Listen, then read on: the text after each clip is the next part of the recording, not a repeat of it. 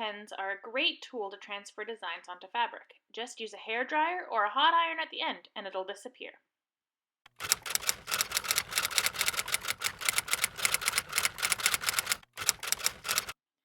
There are two stitches you will need to know to do Morse Code embroidery. The first is a French knot.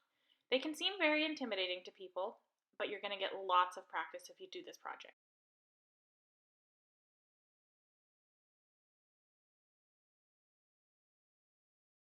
To start a French knot, you're going to come up from behind the fabric and take your thread and wrap it around the needle 1, 2, 3 times before popping it back in the hole.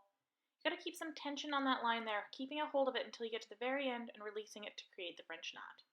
So here we go again.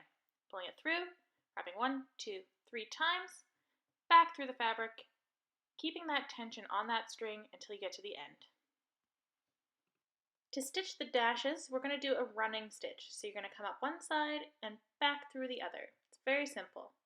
Up one side, pull the string all the way through, back down the other side. You want to keep them evenly spaced and even in length.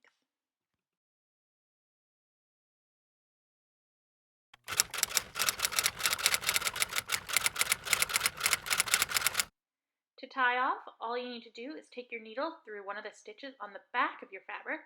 Just make a little loop there, pop the needle through it, and pull tight to create a knot. You can then trim off any excess thread, and you're good to go.